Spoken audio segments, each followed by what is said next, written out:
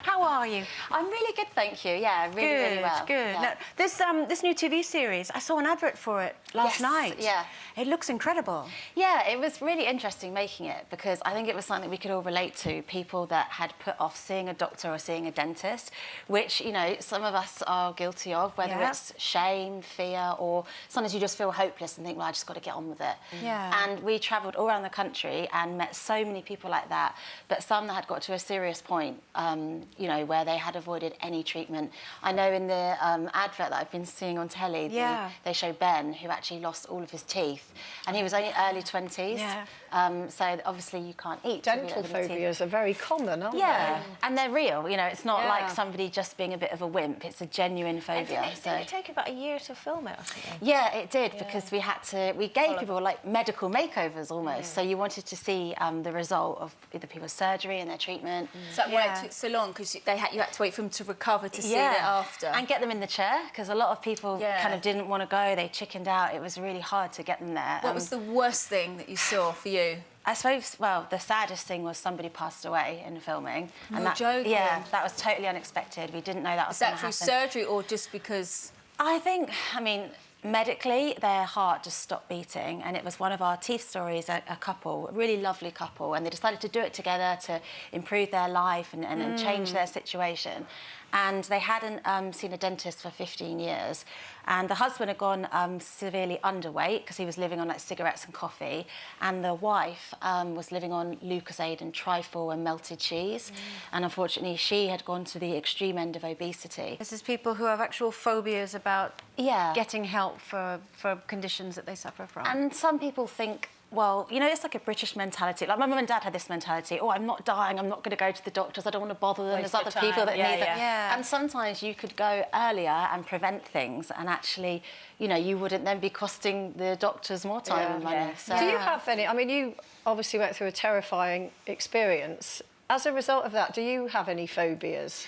I don't know. I mean, I have, like, sort of trauma things. I don't like big crowds and things like that. But I don't think I have any phobias. I couldn't have any phobias of treatment. Oh, my goodness. It's a treatment. No, but I just thought maybe loud noises or... Yeah, I would say things like that, like shouting and sudden movements. I don't like things like that. And I think, again, you can sometimes feel embarrassed, like, is that really a stupid thing to be scared of? But it's relative to your situation. Yeah, phobia is never rational, is it? Yeah. And last time I saw you was that it was that catwalk fashion. Do you remember what it was called? Fashion Relief, yeah. And I was talking to you about your daughter and that, because now you've got a daughter, now you've got married. Would you have more kids? Or? I don't know. I mean, it's been a really busy year. She's 2 now, so she's kind of talking and walking, and she's into everything. So it's a tough time. You're busy enough. You're busy enough as it is.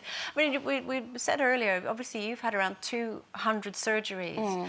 Are you finished now? Will you ever be finished? Is this something that's going to be ongoing? It's quite ongoing. Like, I'm having a lot of problems with my breathing. I think now, like, psychologically, I'm at a point where I'm most confident, even though I've got some of these visible things. And I don't know, I feel like confident isn't about getting to a place of how you look, it's a place of how you feel. And also part of that newfound confidence is your lovely husband, isn't it, Richard? Do you know, before I met him, I was confident, because I couldn't have dated if I wasn't. But he has helped, definitely. And I think that's the thing, all these different things happen to us in life, and we don't necessarily need other people to make us feel good. But, you know, that confidence is an individual thing. I've started this thing, actually. I did a selfie today, and I wrote on a bit of paper what makes me feel confident. And I wrote smiling, because whenever I meet someone, I get nervous for the first time, but that breaks the ice.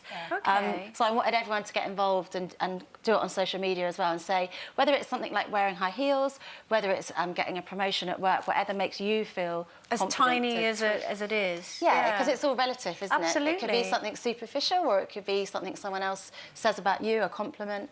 Yeah. Clothes make a big difference to you. I love this story. You had an extension built on your house, and everyone was thinking, how lovely, she had an extension built for a little daughter. No. No, it's for you. Do you think this is really bad? Wardrobe. No, I think it's fabulous. Great.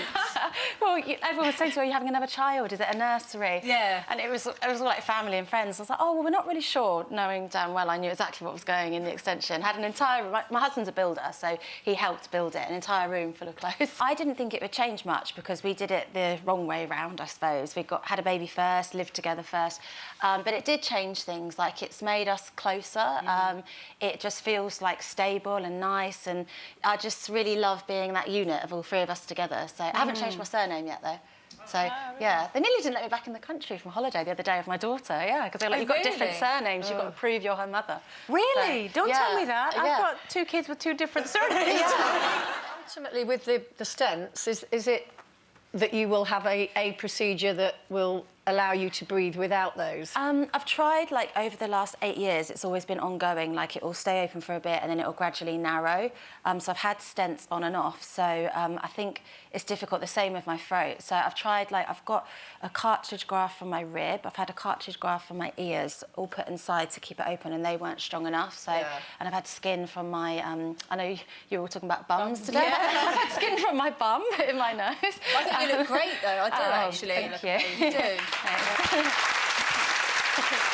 would you say that you're a flirty person? Because you said you were confident before you got married, and now you feel very content. Would you? I mean, you seem every time we've met, you're very confident, very smiley. Would you say that you're flirty? I don't know, because I've kind of lost my mojo in that I never know when someone's like flirting with me. When I was single, I used to think, oh, he fancies me, and then I find out he's gay. My radar's really off.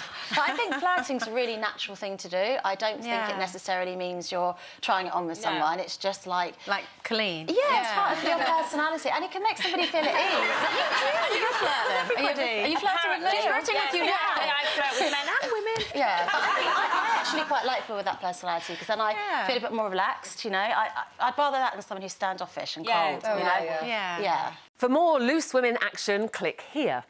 And I'd subscribe if I were you. It's totally free, and it means you'll be kept up to date with new videos and exclusive YouTube content.